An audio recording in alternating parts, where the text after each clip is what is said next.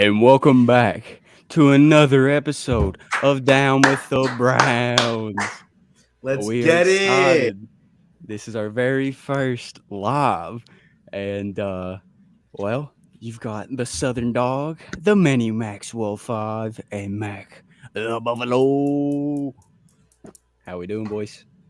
What's up? What's up? Ready to talk some Feeling good, Browns? I'm ready. man. Especially this is our first live, so I'm just interested to get into it. Dude, your mic, like your little headset's cracking me up, dude. It looks like I'm about to order something from McDonald's. I love it. I love it. I love it.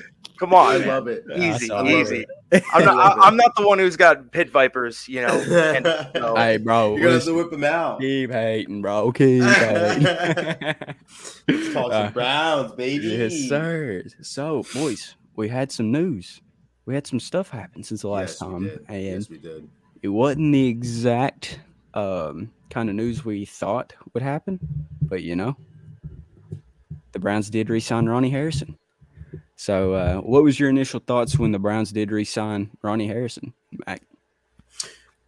Me personally, I like having somebody back that knows the defense really well. I felt like one of my personal gripes in the beginning of the season was I was like, okay, this defense maybe has a hard time playing with Mhm. each other just because it's a new scheme that has a lot of new pieces, right? And I felt as though they got off to a little bit of a late start. And so I know Ronnie Harrison, I like the way he played.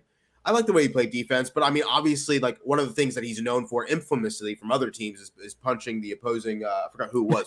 Was it The Kansas City? Chiefs. The defensive coach or whatever. So honestly, like that's what people know him for. So from other teams, but I like having back a guy that is used to the locker room, knows exactly what he's doing on the field when it comes to Joe Woods' kind of scheme, and so I know that he was kind of able to test the market a little bit, and no other teams were kind of knocking down on his doorstep. So I mean, I think the Browns were like, oh, let's bring him back. So I kind of like the move. Mac, what do you think? I want to get your impressions of it. so right off the bat. I really don't like this signing. I'm going to be honest with you. I really thought that this year, in terms of like bringing back players, I thought MJ Stewart was going to get the nod over Ronnie Harrison here. I mean, like a passer rating allowed of 113, 6 TDs given up on the year. And I will agree with you there, Manny, that the defense got a late start. Mhm. You saw early a lot of confusion and coverages with that 3 safety look. And granted, it was a new idea at the time, and it wasn't something that they had did the year prior. So it does take a little bit of time to mesh. But it's really bad when you're bringing back a safety that allows 13 yards per catch. Now I will say this: he does know the defense, and Ronnie can play. There are kind of those bonehead moments, like you brought up week 1 against the Chiefs, but if we are going to bring back one player, at least have him familiar with the team. So in terms of it, I just feel like this is so hit and miss because he could go back to that 2020, kind of year that he had, Mhm. or we could see what we have last year. So it's just kind of a question mark there. But again, bringing back a familiar face to the building. Yeah, that's probably my favorite part about it, about the signing is we're returning every single starter from that secondary. Mhm. Every starter is coming back. And what I wasn't even noticing, I was looking at all their ages. JJ3 is the oldest starter that the Browns have in that secondary, Mhm. and he's just 26. Ronnie Mhm. Harrison's, I believe he's 24, maybe going on 25 here very Mhm. soon. So I mean, this secondary is very young, and I still think that Ronnie's got that dog in him. He is a Bama boy. The SEC boys do it different. Uh, Mhm. so That's I still, true. That's true. I still think he's got time to bring it because I mean he is just 24 and he's going to be in that 3rd year with Joe Woods' system. So pretty hyped about it actually. Yeah, he's gotten a lot of starts in last season. I believe it's 11 starts in 2021. So definitely that familiarity will help out a lot. I mean, it's going to be interesting to see what they do, right? Because I know a lot of people in the draft or a couple people on Twitter are talking about getting a corner Mhm. right off with that first pick, and it'll be interesting to see how this affects the draft and affects some of the moves that we make in the offseason. So I'm curious. I'm curious how it's going to move forward, and it's been a little bit dry lately when it comes to the big splash acquisitions, but I feel that it's coming. So. It's gonna be Yeah. crazy. And speaking of another guy we re-signed, and it was just a day later after the Ronnie Harrison signing, and it's at a position that I have been begging the Browns to replace. But the Browns brought back the kicker that I cannot stand in a Browns uniform, um, and Chase McLaughlin or Chase McLaughlin. McLaughlin. It's in his name, dude. Oh my! McLaughlin. I want to come to the defense of Chase McLaughlin for a little bit Yeah. here. In the beginning of the season, right? First half of the season, I loved Chase McLaughlin. He was automatic from 50. He was automatic. Sure. He was 10 for 10 at one point in the season. I mean, you're looking at week 2 with Houston, 1 for 1, which was really nice. Week 3 versus Chicago, where I was like, oh my gosh, we found ourselves a kicker. He went 4 for 4 versus the Chicago Bears. Yeah. So I was so excited. I'm like, finally, we have somebody who's trustworthy. Came back week 4, Minnesota Vikings, 2 for 2. What do I have here? Week 5 versus the Chargers, another 2 for 2. Didn't kick versus the Cardinals in week 6, but then all of a sudden, on Thursday Night Football, week 7, Denver Broncos kicks his first field goal, makes it 10 for 10. I was so pumped. And then all of a sudden, I think his season went downhill mentally, right? When he gets his kicked, blocked by Harris on the I don't know his first name, forgive me, something Harris on the Denver Broncos blocks his kick, and then all of a sudden you see from that point on he was 5 for 11.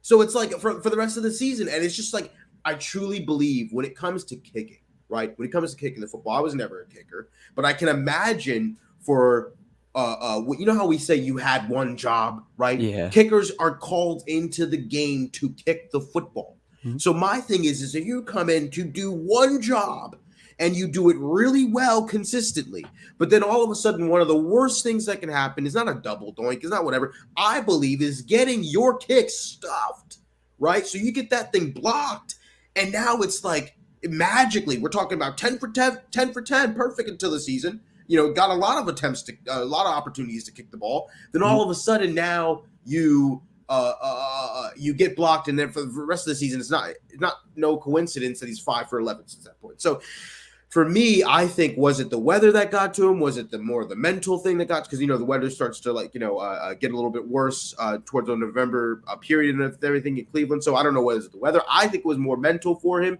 and it was tough to get back into the groove of things. So I would like to give him a little bit of a slight pass. I still think that the Browns are going to try to do something else with the kicker, bring in somebody to compete with him, right?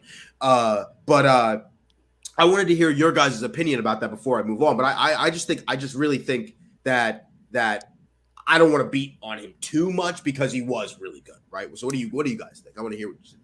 How honest you want to be? Yeah, so it's a really weird situation because you saw him, perform earlier in the season. Once he got that block kicked, it was Shelby Harris, by the way. Harris, yes. Yeah, Shelby he was Harris. in that Russell Wilson trade. Yeah. The minute that it got blocked, it was just obvious from then on that Chase McLaughlin just had the yips. Yeah. One of the best kickers of all time, avid Terry, was quoted on Pat McAfee saying that kicking is all about in between the ears. Yeah, it's they're technicians of the sport. They're no different than like pitchers. It's all really about form, and when you get it, because you have to think about when there's a blocked field goal, it could be like an operations problem. Yeah, the snap doesn't get off on time, the hold isn't good, the blocking isn't shored up, and what that does to the kicker is that, okay, so the ball snapped, I have roughly, however many seconds in my head. I have to take my steps, kick, follow through.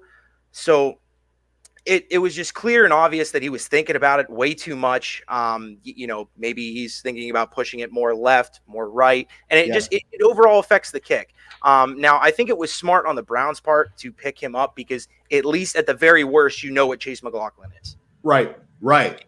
So you bring in that competition, and obviously, iron sharpens iron in this situation, and they're going to have the best kicker coming out of camp. I mean, unless one of them does not stay healthy. So it was nice bringing Chase back. Obviously we know how good and how bad this guy can be. So maybe after his first season, he got himself mentally sharp and ready to go for the next year. I'm just not really sure. Because again, we've seen both sides of the spectrum for this guy. He had a game like against the Chicago Bears where it was 250 yarders, which is not an easy feat, especially when you're playing in Cleveland. So it's just really weird in this situation. But again, it's obvious that they're re-signing him and bringing in competition. So it's going to be really interesting to see during camp. What really quick? I don't want to cut you off, Christian, but do you think, just this is also a side question, but do you think that the Browns you want Matt from San Diego State, the kicker from the draft, Matt Ariza or something like that, or Cameron Dicker from Texas? Do you think the Browns go draft to try to bring in some competition for Chase McLaughlin, or do you think free agency? Go ahead. You see me. Cameron Dicker. Well, Dicker is pretty good. It's really hard to kind of look at this draft, and not want to pick up a kicker in the 5th, 6th, or 7th round. It just really all depends on it. Because again, I feel like, especially with the kicker position, you really have to interview these guys. You really have to know like what kind of person mentally you're bringing into the building. So it wouldn't surprise me either way. Now, granted, last year they went with a free agent kicker, so they might think, hey, like, let's try that opposite side of the spectrum. But I really don't know, and I'm not 100% sure what route they're going to go, but I could see them drafting a kicker most definitely. Go ahead, Christian. Yeah, I need Cameron Dicker in Cleveland ASAP. Just go ahead. He don't even have to do the draft process. He can just go ahead and come to Cleveland. We just need him here, Dicker the kicker. I mean, come on. It's gonna sell jerseys. Insane. It was a lot of jerseys. The dude has a solid career in Cleveland. The dude's looked at as like a Phil Dawson. Yeah, that's true, and that's an opportunity. I mean, this city is looking for a kicker. I mean, this city is looking for and honestly, we thought we had with Chase McLaughlin, but I think bringing in some competition and like Max saying, to just do some type of pressure test. I don't know, like, is it doing, a timed Rubik's Cube in a hot sauna with the pressure on? You do something. I need the pressure on. Listen, I think that we're in the mental. I want the mental. Go. What are you going to say, Christian? So I think that when they go interview these kickers, they need to bring on Phil Dawson with them, and they have to sit down, and they got to get the Phil Dawson stamp of approval. And if they don't get that, then you're just like, yeah, peace out, dude. You're out of here. You're not coming to Cleveland. But if he gives that stamp, you're like, go ahead, pack your bags. You're a Brownie. That's very true. That is very true. And honestly, I think I don't know. This goes into stadium talk, but if they think about building a new stadium, if they think about building a dome or something like that, I mean, obviously it'd be a little bit better when kicking field goals. But I don't know. I just want to give Chase McLaughlin another shot. I know that when I looked it up and saw the difference of pre-block kick versus post-block kick, right? I mean, it's night and day. So I'm curious. I'm curious as to see, bring him back, give him a little bit more competition though. So we'll see how that goes. Yeah. And, speaking of some competition, how will bringing back Jadeveon Clowney will alter the Browns draft strategy? I can't talk today. Do you go? It's fine. We're good. But Mac, do you want to take it off? Go ahead. I mean, they have to address one or the other before the draft. Defensive end or defensive tackle. I really don't think, in all honesty, that Andrew Berry goes in the draft thinking about both. Now, in terms of what this Jadeveon Clowney situation is, I have zero idea. We're now on almost a month since he's been offered that extension, 2 years, $24 million. So whether it's to skip OTAs, whether he just doesn't feel like it. Now, granted, we all don't, like, nobody has any clue, because the rumor is that, like, oh, well, he wants to sign and the Browns are pushing for it. But, like, hours and days pass and, like, still nothing's done. So there's obviously got to be something here. Now, it was reported way back that he was asking for 15 mil a year, and we know that Andrew Berry does not like to overpay people, Yeah. with very few exceptions. But so it's they got to address one to me, and I know this sounds bad because I'm really not answering your question here, but it's just I think that it'll get to the point where somebody's going to break, and it's either going to be Andrew Berry with his wallet that he has, or Mhm. maybe another name in free agency. Because I really, again, now I could be completely wrong on this, but I really do believe that Andrew Berry is at least going to address the defensive tackle or defensive end position before the draft. So, and the and the most realistic out of all of these, and the one situation that makes sense, is Jadeveon Clowney signing back, because Jadeveon knows that this is his best option right now on the table. Mhm. He can get those numbers next to Myles Garrett and really build up some of those incentives that are on the contract. How much money, like per sack, per pressure, per tackle, things like that. So he knows that he can succeed here in Cleveland. So what the issue is, I have no idea. But it's definitely the most realistic in terms of everything. Right. I agree with a lot of what you're saying. What you just said. What's frustrating is because it there is a huge different, like a game plan shift if Jadeveon Clowney signs right before the Mhm. draft. Right. Like imagine he signs before the draft. We go into the draft. The Cleveland Browns go into that draft saying, "Hey, with pick 44, you are not married to the fact that you have to get a D tackle or an edge rusher. Like you could go wide receiver if you'd like to. You could. I mean, if you wanted to get another D tackle, you also could. You know what I mean? You could do a couple of different moves, right? Because you have that flexibility now. That's how I felt about bringing in way back when we brought in like it was a long time ago, Amari Cooper, right? Bringing in Amari Cooper is like, okay, now you don't have to 100% when we had pick 13 at the Mhm. time. You don't have to 100% get a wide receiver. Don't even talk to me about any other position, because now it's like, okay, the Browns have Amari Cooper. Now the Browns can do this or the other. Now it's like, okay, you have pick 44. If Jadeveon Clowney signs back, with the Browns, it's like, man, oh man, the Browns are in a really good position to do what they would like to do with pick 44. So that's why I'm saying in my head, if he signs back before the draft, the Browns have options Mhm. with pick 44.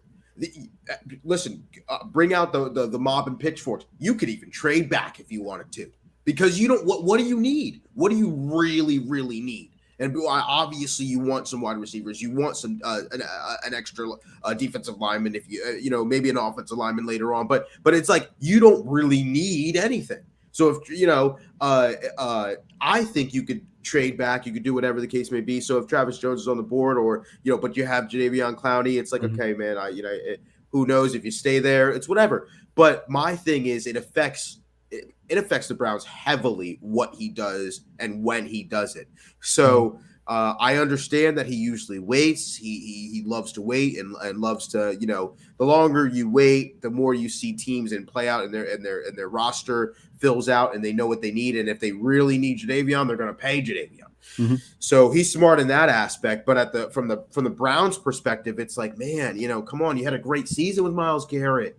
You know what I mean? We're talking top 10 rushers on the edge, pass rushers, and highest graded defenders on the edges. And it's like, I feel like, to me, I understand where it's about money, because we know who we're dealing with when it's Davion Clowney. It's money, money, money, and money Mhm. speaks to him. So I can't be upset about that fact. But it's just like, I know that it could affect the Browns in a way where it's like, hey, if we could go into this draft and say, I can enjoy the draft now, Yeah. right?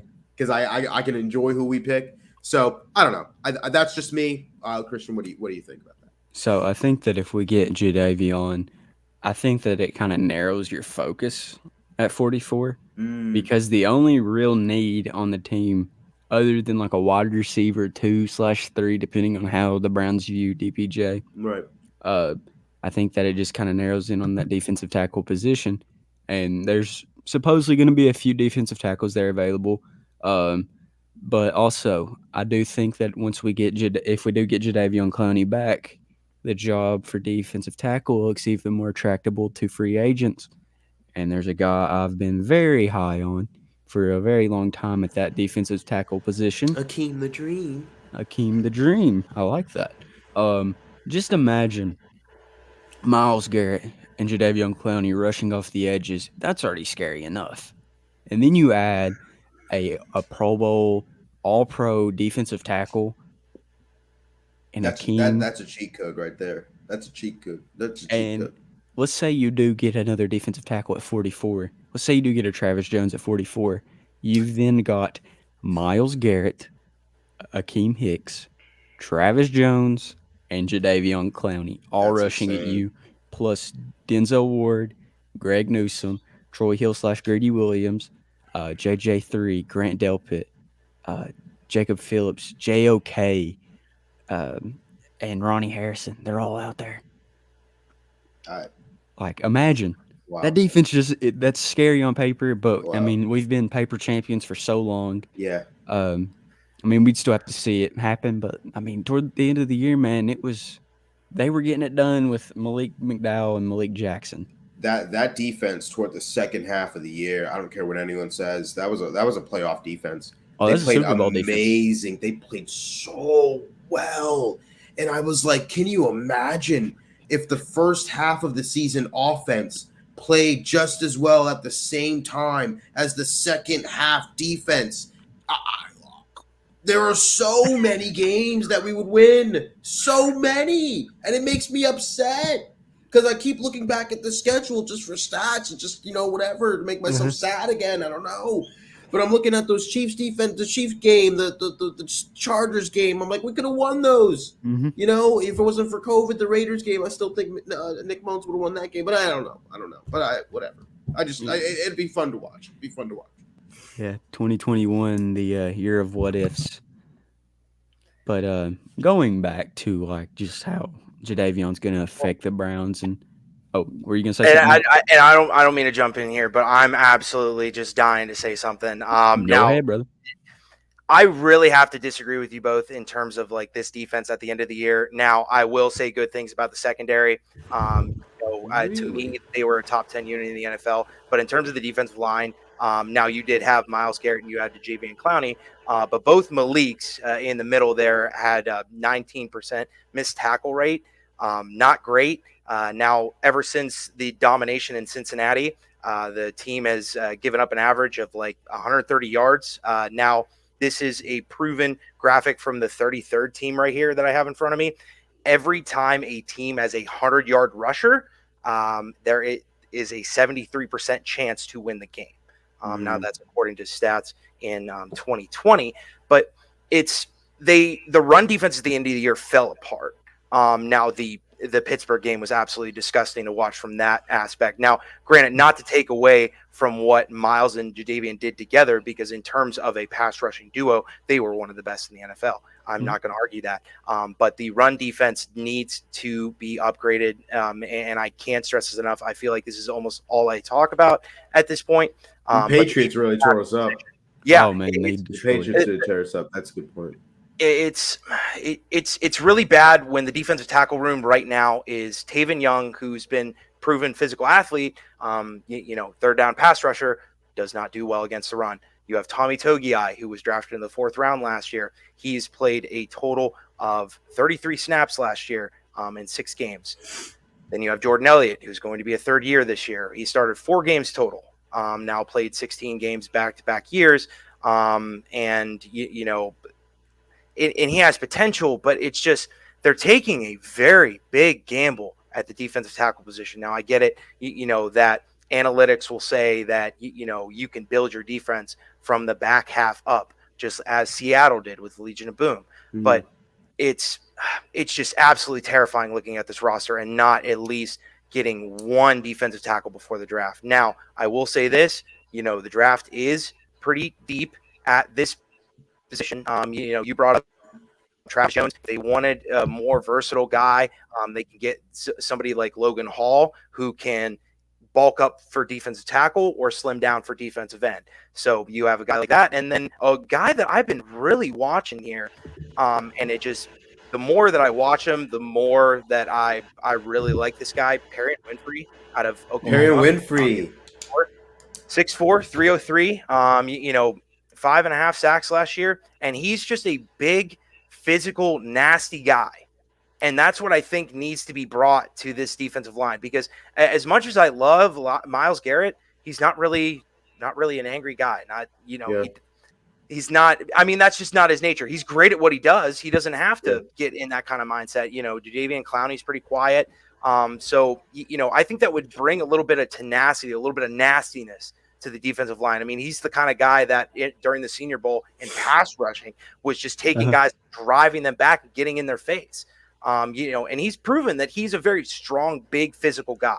And that's what we just haven't had on the defensive line. So a guy like that is definitely somebody I'd be looking to. His pursuit isn't that great, but his hands and the way how he can pass rush half a man is pretty good. Mm-hmm. So, sorry to change the subject. Just this is out of left field. No. So we had somebody comment in our comment section, and they said, "Ask Matt who his favorite is."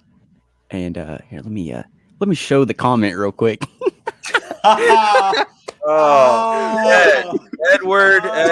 Edward. Welcome to the show, Ed. Oh, Ed has made it. Ed in Columbus. Ed made it. Ed in Columbus, baby. So going the answer back, to the question is Ed. Yeah, it's definitely Ed. It's the guy that sadly I'm going to be in 20 years, but we'll cross that bridge when we get there. Love you, Ed. All right, going back to how just bringing back Jadeveon Clowney affects the Browns draft strategy. So at pick 44, who is somebody potentially you see the Browns drafting at 44? You can go ahead, Manny. I have two people. Travis Jones, and obviously you could figure out like how this affects the Browns, because obviously if Jadeveon Clowney comes back and all this other stuff. But anyway, Travis Jones from UConn, 6'4", I think he's 320. He is a big boy in the middle of the line. Let's talk about going. That's addressing what Mac's saying. Your Vita Vitas, your Marvin, your Warren Saps, your Haloti Nadas in the middle. Those big boys up front that are not afraid to wreak and cause havoc, and they're a force to be reckoned with. I like Travis Jones a lot. I do. Also, one thing I'm known for on this podcast is talking about, you know, where you played college football and location for weather and who you're playing around. Everyone knows who to focus on when you're talking about that UConn defense. It's Travis Jones. And playing in cold weather environment, I like that. Those two put together, I like it. So for him to put up what he's put up, and everybody knows who the big man up front is, Travis Jones, I like that. Option number two, if the Browns do get Jadeveon Clowney, I like it wide receiver, a young man from Georgia named George Pickens.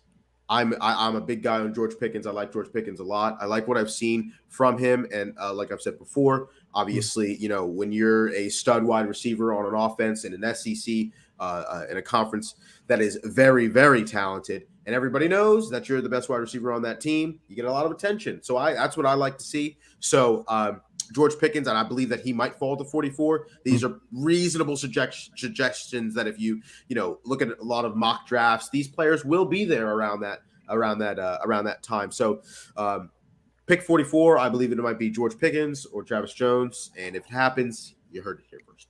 Yeah. So how about you, Mac? Who do you potentially see the Browns taking at 44? So I would have to agree with Manny in terms of Travis Jones. Now, a couple things that just make me nervous about him. He's got a really good swim move, and his pass rush is pretty impressive. He takes on double teams well, but his get off the line, sometimes he dances a little bit before engaging.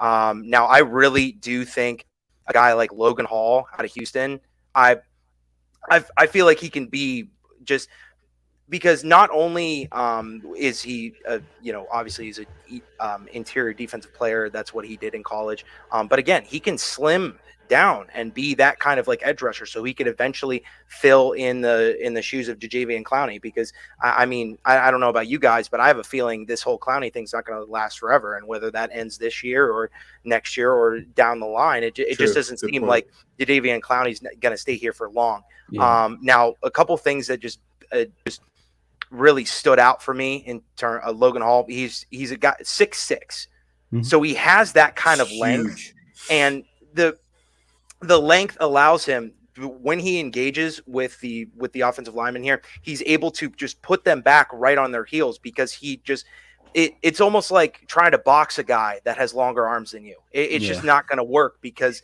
of how they can distance themselves from you. So he's a little bit smaller in the weight. Obviously, he's got to work on that if he does be a defensive tackle. But his bend for such a tall guy is extremely impressive.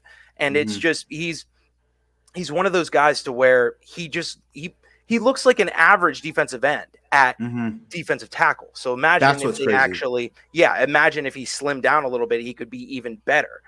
Or bulk up and play that interior line position. But his length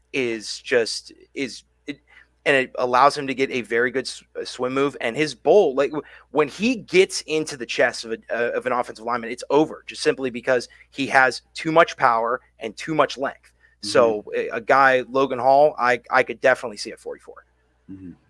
Yeah, I totally agree. I think those are actually the two guys I had kind of set out to be picked for the Browns at 44. I just think that the Browns are going to go defensive tackle at that position, and I really like Logan Hall for the same things you said. He's smaller for his weight and at that position, and his size. It's crazy for him to be that tall. He's 278 and it's 6'6", so it's just like I don't know how he was able to. Now, granted, there were times on film where you could see him get a little bullied inside. But especially playing a defensive tackle at 278 pounds, I'm surprised he even did as well as he did. It just sounded like they're, now granted, I'm not familiar with what that defensive line looked like outside of him at Houston. But it didn't really just seem smart putting that guy on the inside. It almost looks like he's a defensive end out there. But again, that kind of pick gives you that versatility. So that way, let's just say they pick up Logan Hall, and then all of a sudden they're able to attract like a guy like Akeem Hicks. And it eventually gives them because if that defensive tackle room gets kind of crowded, and then the situation with Jadeveon Clowney doesn't work out, because if he doesn't sign, or if he signs and then gets injured, then you have a guy that can slide out there and be successful. So, yeah, that's actually interesting. But my question here is, one, it's kind of a two loaded question. But so how are we kind of down on Perion Winfrey then, or that's number one? I still think he can eat. I think he's going to be there in the third round.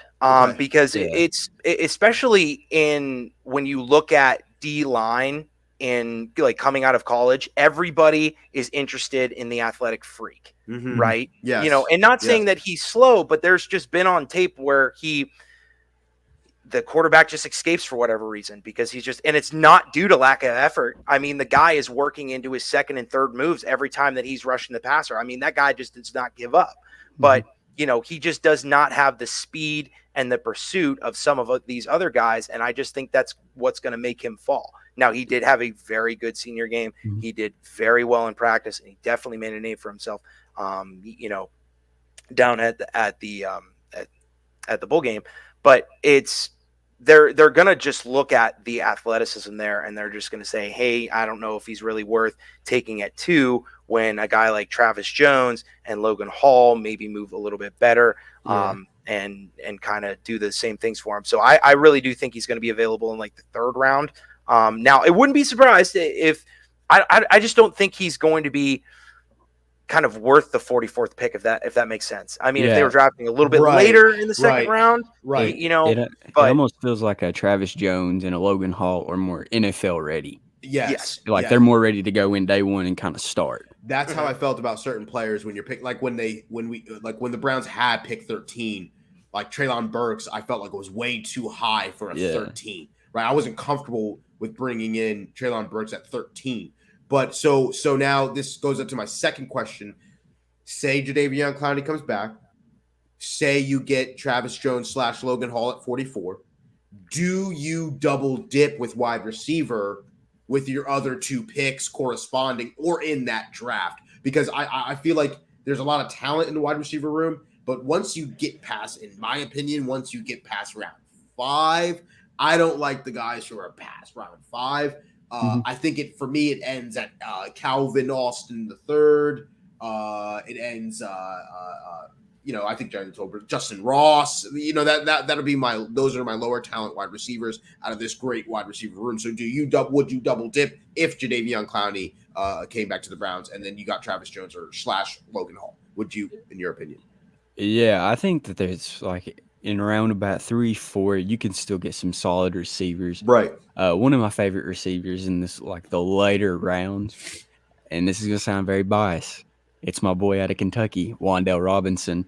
Wan'Dale Robinson, yes. Listen, it lists him at 5'11", but he's like 5'7". Like I've seen the dude in person; he's not 5'11", but the dude is shifty. And I'll even pull up some stats for you guys. So PFF, well, these are PFF grades too as well. So he's tied for third highest receiver last year with Drake London at 91.3. Wow. And at Kentucky, he broke the receiving record with 1,337 yards, set a touchdown receiving record with 7. I know that's not a lot, but it's Kentucky. And the most receptions in a season by a receiver at 113. And by the way, can I tell you guys what I like? Can I tell you what I like? What conference did he play in? SEC. I love that. Look at the talent he's playing against. And my thing also, you got a guy, Baylor, Taquan Thornton, the fastest 40 time. He's a bigger wide receiver, a little skinny but taller. So I mean, there's options to double dip at wide receiver. So in my opinion, I just wanted to see what you guys would do, Mac. It looked like you agreed kind of with the double dip reference there. Well, yeah, obviously. I mean, you have to get that wide receiver. Now, you look at the wide receiver room, what kind of guy do they need? They need somebody who can play in the slot. Right. Now, a lot of fans have been just kind of begging for Jarvis Landry to resign, but Browns clearly cannot afford him. So why not get a Jarvis-like guy in the draft? Sky Moore of Western Michigan, I think really fits that well. He's a slot receiver because you have to look at both perimeter guys, Amari Cooper and Donovan Peoples-Jones. So you need somebody a little bit quicker. He runs a 4.4, so he's pretty fast. He's got good footwork. And he led the FBS in broken tackles last year at 26, and he can be that high volume guy. He had 95 receptions last year for almost 1,300 yards, 1,292 to be exact, and 10 touchdowns. So he's proven to be that slot possession guy, and that's what the Browns need right now on offense. They need somebody that's going to be able to get underneath the zone, because you're going to have Amari Cooper winning that one-on-one matchup, and a guy like Donovan Peoples-Jones who does very well in the perimeter, not so much in the middle. It's just more of fade out routes, kind of things of that nature.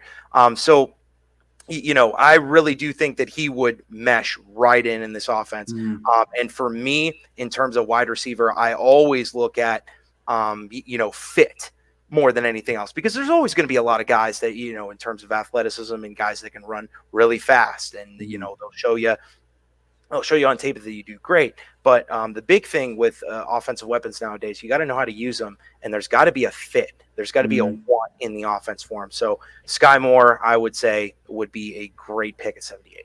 So I like Sky Moore a lot. I heard a little bit of something that broke my heart in what you were saying about Jarvis Landry coming. I'm wearing the jersey, Mac. I'm wearing the jersey. Can we talk? Can I hear your percentages, both of you, of Jarvis Landry? Look, you're making the faces, guys. I'm right here. I'm trying.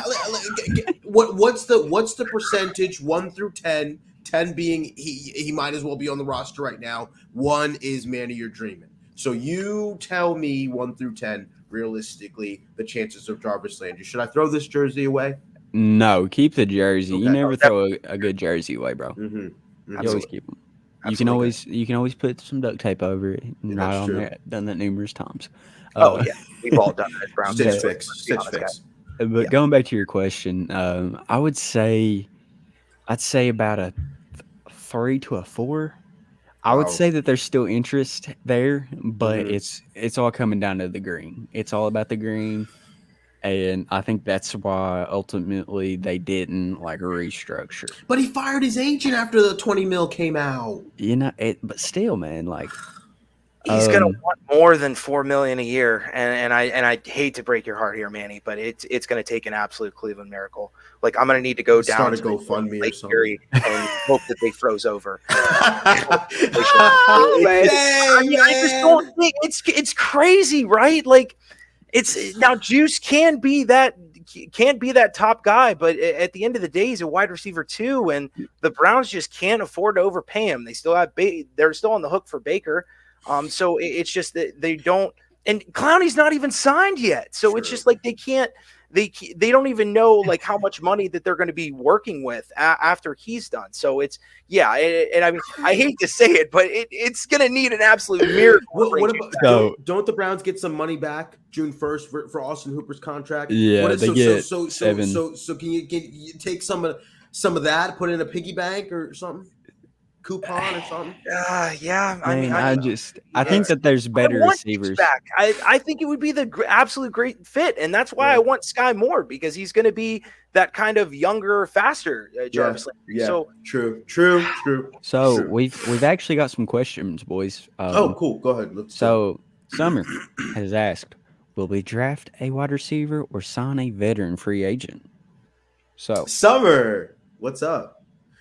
So I think, in my opinion, I think that we're going to draft a wide receiver. I don't know if I don't know exactly the other free agent wide receivers. Who's out there? Will Fuller, Cole Beasley, Julio Jones. Like I don't know. Like where are you? Like I feel like, in my opinion, in such a talented wide receiver draft, I feel like we kind of touched on. I feel like the Browns will go wide receiver, and I truly believe, I kind of asked the question, which was a little bit leading, because I feel that the Browns will double dip if they get a defensive lineman with their first pick. So, but what do you guys think? I want to hear your guys' opinion on it, because that's a good question. That's a really good question. I mean, I feel like if they were going to grab another free agent wide receiver, they would have done it by now. And they wouldn't have been interested in giving up more draft capital for Brandon Cooks. True. So, that move alone tells me that they want to draft a wide receiver, and they just don't look at it. I mean, Will Fuller is great, and that deep ball connection that he has with Watson was just on a whole nother level last year. It was one of the best in the NFL. Yeah. But he hasn't played a lot of games. So, you look at a guy, Julio Jones, you're going to overpay him. He's probably going to maybe give you 6 or 7 games next year because his hamstring's not going to hold up. No. So there's just not a lot of dependable options and options that you're going to be able to get at a deal. So definitely in this deep wide receiver class, I mean, heck, they can even go and wait until the 4th round to draft a wide receiver, and they still might get a good. So, it's the cheaper option. It's definitely going to be the safer option in terms of risk. So I absolutely see them drafting a wide receiver instead of grabbing another one in free agency. So I think that we end up trading for another receiver. I know that's kind of out there, but I think that there's going to be some interest around getting closer to draft time for Baker Mayfield. I think that there's going to be some teams kind of start biting. They're going to be like, okay, do we really like these quarterbacks in this draft? Getting cold feet, right? Are we really sold on Malik Willis? Are we really sold on Matt Corral? Are we really sold on Kenny Pickett? They're going to be like, and then that's when you go, well, we got this boy that's from Oklahoma. He's a boomer sooner, buddy. He's got a whole fan base that'll follow him. He'll sell jerseys.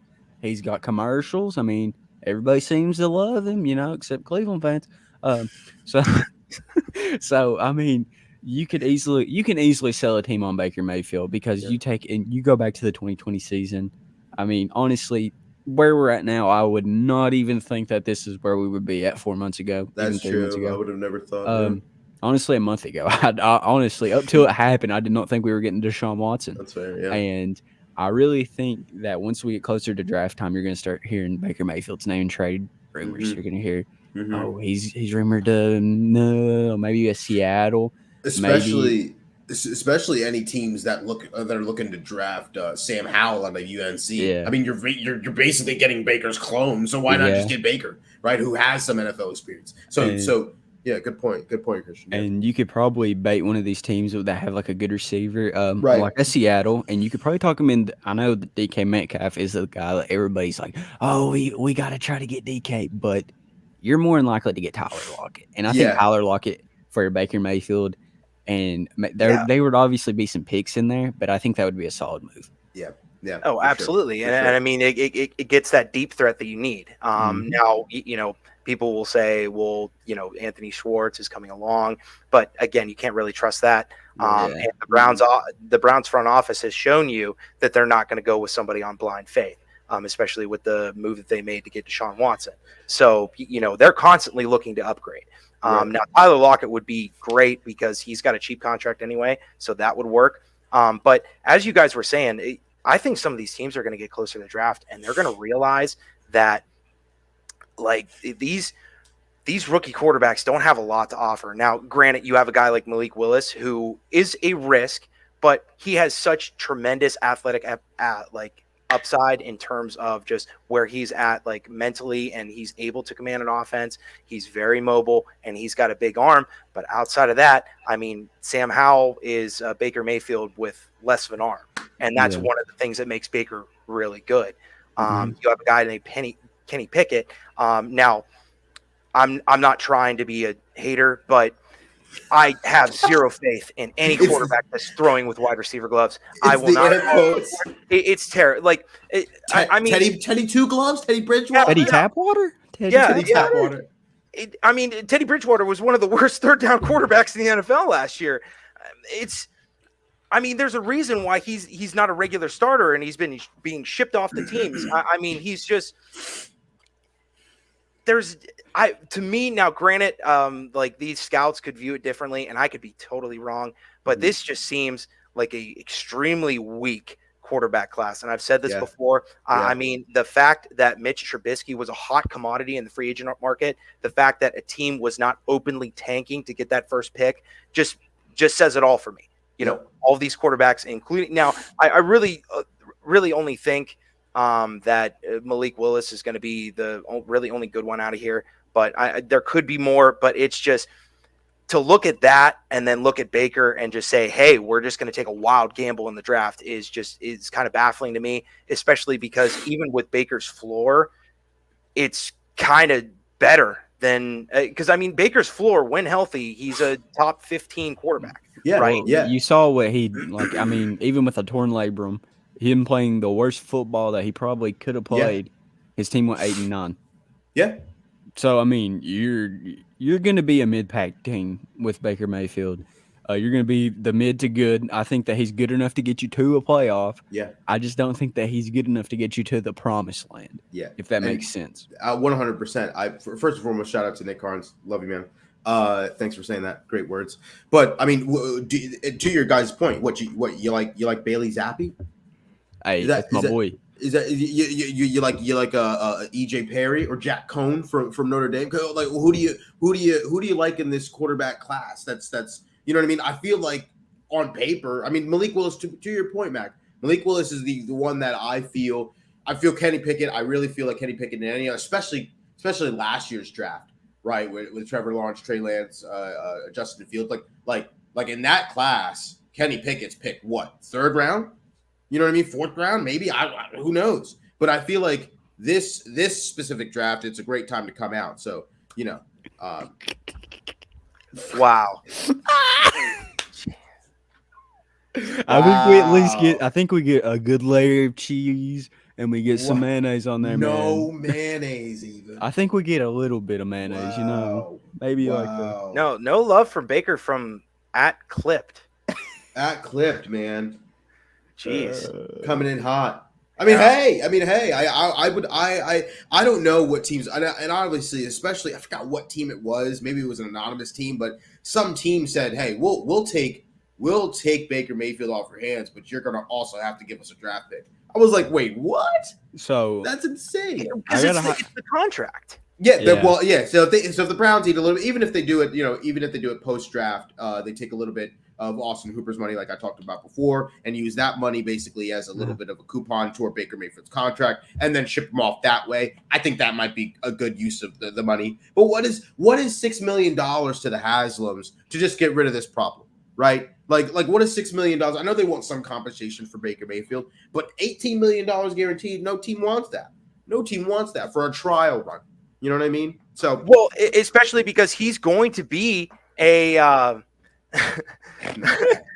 No, I love this, dude. I love doing this. And Dick Carnes is on fire tonight. he really is. He really is. Wow. But yeah, it's just, especially a 1 year, more than 18.5 million. When he's going to be 100% a free agent next year, because a lot of these teams could look at it and be like, okay, why am I paying this 18 for 1 year when we can get Baker next year and he's going to be, well, depending on how you see it, right? Yeah, exactly. Well, he's going to get paid more than that, but if he doesn't perform, which there's still a chance, I don't believe so, but there's still some chance that he wouldn't. They can get him cheaper next year in free agency. So to me, It's all about the contract here, and I don't know whether it's. And to me, the one knock that I have on Andrew Berry is that he's very firm on his decisions. He will get in a standoff if he has to. He does not care. Yeah, if it doesn't make sense to him, he's not going to do it. Now, to him, the draft picks right now are more important than the money. But when you're talking to Jadeveon Clowney, when you want to attract more free agency, you need a little bit more money in your pocket. You need to sweeten the pot here. So that 18 million. Now, granted, there's another aspect to this whole thing to where it's kind of that monkey on the organization's back right now. The whole Baker, because he's still there. It's almost like a couple gets divorced, but they're still living in the same house. Yes. Wow. So, yes. Yeah. Now there was rumors that he was going to talk bad about the Browns organization on that podcast. It just ended up being his friends, right? And there was nothing that came out of it. But who's to say that this doesn't get uglier than it's already been? Yeah. Because let's be honest here, it's been ugly. Yeah. The fact that they were dragging Baker's name through the mud here, whether he requested the trade, then they denied the trade, and then they got Deshaun Watson, and so it just needs to get done, because the longer that it sits here, just the worse that it's going to get, and they're going to miss out on some of these free agent guys because they're shy of $2-3 million. So yeah, I want to great question, Summer. Well, not question, but just kind of thing. Well, we'll get to the thoughts on DPJ, but I really quickly want to ask both of you in like a sentence or two answer what would you do with the Baker Mayfield situation in a kind of a concise, would you just pay that money, give him the $8 million, make him $10 million guaranteed a year, and then ship him somewhere, and then get a fifth or a sixth in return? Would you kind of hold your horses on it, or what would you do? Go ahead. If you can get something for him, like if you can talk Seattle into giving a Tyler Lockett, just like a Tyler Lockett-esque receiver, kind of like a little bit older receiver that's still got some gas still left in him. Yeah. If you can talk a team into like trading that, and I would be more than willing to eat a little bit of Baker Mayfield's contract. Yeah. Okay. Maybe even give like a later pick, maybe like in 2024, 2023, like a later pick. Yeah. So, but just trying to keep any pick you can this year. Mac, what do you think? I'm kind of on a similar path here. Now, granted, Tyler Lockett would be great, but again, you're still dealing with Baker's contract, and you're going to have to, to give up Baker and ask for a lot in return is going to be very hard, because teams know this situation. Again, they can pay him next year. They know that the Browns want to get rid of him, so the Browns have zero leverage here. My advice, don't give up a pick and dump his contract. Mhm. Whatever you got to do, get it done. It just needs to be done. The Browns need the money. Baker needs to get out of Cleveland before stuff gets more out of hand than it already is. Yeah. So, I would just say take what you can get and give away as much of his contract as he can, because Yeah. it's going to get in a situation to where if he hits the open market, he could be signed super low and the Browns could have to eat a lot of it, and then he goes somewhere like Pittsburgh. So it's just got to get done. Yeah, yeah, yeah. Absolutely, Yeah. absolutely. So But we can get on the thoughts of DPJ. I'm curious as to what you guys feel about him, because where does he fit in that wide receiver room for you guys? you can go ahead, Mac. You got this. All right, so I am a huge DPJ enthusiast. I mean, Yes, the sir. fact that he came out last year, he did everything that he could to earn a spot on the field, especially with his blocking. He's a big physical guy. He looked absolutely amazing coming into camp, and especially with him being like a wide receiver 2, wide receiver 3, he separates really well in terms of perimeter routes. So I absolutely love him. Now, when he exploded, against Arizona and against like Kansas City, or not, I'm sorry, not Kansas City, Arizona and Cincinnati. Now, teams knew that he was the wide receiver 1, especially with Jarvis being basically on one leg all of last year, and Odell Beckham with that situation. Not even going to get into that, but DPJ was just not ready for the wide receiver 1. Yes. It was Mhm. just simply not there, and not to fault him, but he was also dealing with a groin injury at the time, and you could see it any time that he extended. That deep play that he ended up dropping over the middle against Baltimore. You saw it there. The fact that he tweaked it in warmups and couldn't even go against the Broncos. I mean, you can tell, and even when he was injured, he still played really well. It's just Yeah. when these safeties started rolling his way and he started getting the double coverage and all the focus, it was just really hard for him. Mhm. Now he has time for that groin to heal up. He has that Amari Cooper that can win the one-on-one matchups and is going to demand double coverage. I say what you want, but teams are going to double cover Amari Yeah. Cooper next year. So Yeah. Oh yeah. DPJ Oh yeah. having the one-on-one matchups on the outside, I'll say this: he'll win that 7 times out of 10. So absolutely, he's going to have a great year next year. There's no doubt in my mind. Now, granted, he in my opinion, he did not have that good of a season in terms of his expectations, Yeah. and he still led the team in receiving. He was Mhm. still number 3 in the league in terms of yards per catch. So in terms of Donovan Peoples-Jones, I'm all in, and he's going to absolutely explode next year with Amari Cooper being wide receiver 1. Yeah. Absolutely. I totally Absolutely. agree.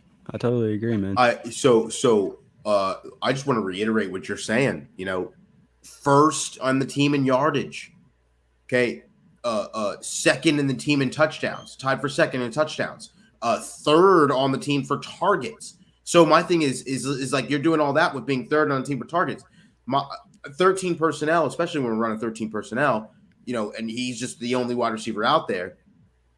Those are when the big plays happen for Mhm. DPJ, and that's where I know those big bombs happen for him as well. So I think for me, I like DPJ a lot. However, like you said, Mac, it's not really a wide receiver 1 right now. We kind of saw that. Maybe he was obviously from out going into this season. Did we think that he would need? Sorry, those guinea pigs are going crazy right now. They need to eat. I did not. I did not. I feed them, thought it was okay? a door. I'm gonna be honest. No. I thought a door was up there. Oh, a door? No. Someone's swinging a door. It's literally the guinea pigs. They're going crazy. I got to give them lettuce. But for DPJ, I'm thinking in a situation you're going into this season. Who thought that he would even need to be wide receiver number 1? We had OBJ and Jarvis Landry. OBJ was coming back healthy, putting up mixtape videos of all the summer and everything. I thought he was going to come back real nice and easy. But no, now he got pushed into that wide receiver 1 role. For good or for better for worse, whatever the case may be, we just saw, we kind of wanted him to do more, and it was unfortunate that he couldn't do a lot then. But I expect a lot out of him this season for sure. Go ahead, Christian. And you know what's crazy is the expectations we have for DPJ are like awesome because he was a 6th-round pick. He shouldn't even be in the conversation Yeah, to be like where he's at, because like usually your 6th-round picks are usually cut that's within true. the first 2 years on the team. I mean, usually teams will keep them, kind of hope, but like he's outplayed where we picked him at. Yeah, that's a very good point. So, and he's just 23 years old. He won't even be 24 till after the season because his birthday's in February. Mm-hmm. So he's going to go into his third year at age 23, and I think he's primed for a big season. And I think that this year is going to help him out more. I still think we get another receiver, Mm-hmm. but next year is when he becomes wide receiver 2. I think 2023 Absolutely. is the year he becomes wide receiver 2, and everybody's going to love DPJ. Everybody going to love him. Gotta get myself a jersey. Just go ahead. Go get number 11. You can return that number 80. Go get your number 11. I mean, I just find it crazy about like how his production was despite having a 58% catch percentage. Yeah. Like, I mean, he had like a bad span of drops, and it was just obvious that he wasn't healthy, and anytime that he would try to extend, it just wasn't there. Yeah. So it's just kind of it's kind of nuts. Okay. Wow. All right. Ed. Wow. But go ahead. He's kind of nuts. These days you don't have enough games. No way. I gotta mute my mic, man. Wow, Ed. All right. Are we gatekeeping any of Ed's comments here, or are you just blind? Oh no, dude! I've kept a couple pulled back. Okay, so I can only imagine. I hope he kills. Yes, it. we hope he kills it too. Honestly, but so thanks for watching. Let's get one more question from you guys that are watching live that can ask. So we'll do one more, and then I guess we'll call this an episode. Yeah, this was a great live. This was amazing. I think we're gonna have to start doing these, boys. Yeah, these are awesome. No, the live is so much better because this is the comments here. This is so amazing. So I'm interested to see what we're doing with Makes me want to square dance. Get your partner around it. Oh wait, boys, I got you. No way! I know he's you got had the hat ready. Where's the pit vipers? Wait, I got the pit vipers. Get the pit vipers. vipers. Where's the pit vipers, big dog? That's gonna be crazy. I'm screenshotting this. Well, the crazy thing is that he's got two personas, right? You know, there's Christian, and then there's Kentucky Fried Christian. Yeah, exactly. This is not. There's the guy that the what is he said the what? A big Browns fan. You know, and then you got the guy who's flying down the road in his Lexus, just screaming at the top of his lungs, shotgun and bang energy drinks. You gotta throw. It's too exciting. Oh. Okay, man, that's amazing. That's amazing. You guys, thank you so much, guys, for tuning in. This has been a great live for sure. Not sure how that goes, Ed. I don't think that's right. Okay, we did get one question. Cool. It's from Summer, but it is okay. Did you guys cover defensive tackle? And we already did. Oh yeah. Yes. Short answer. We need them. Yes. Guys like Travis Jones, Logan Hall, Perry and Winfrey. But it's just, I mean, it just needs to be addressed. And granted, I've been beating this dead horse for 2 months now. Mm-hmm. It's just and it's maddening because they've addressed almost like every other position, right?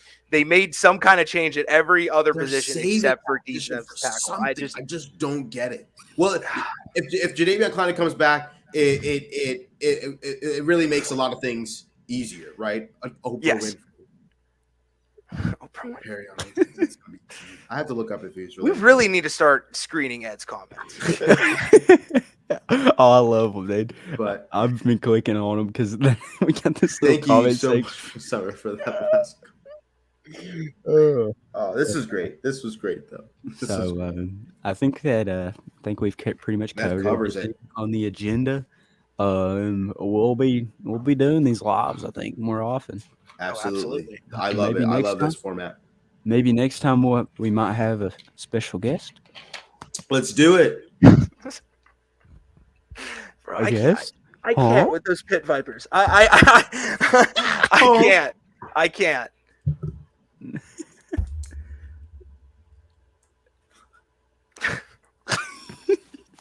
Fun fact. Dead horses don't feel the beatings. Oh, That's it. that's good to know. that we have to end it there. We have Yeah. to. Yeah. All I right. can't. Appreciate you guys Gonna be tuning great. into our live. We'll Thanks, be guys. posting this on our podcast page. So this is going to be technically episode 21. So yeah, thank you guys for tuning in, and God bless. Go Browns. Go Go Browns, baby. Browns. Go Browns.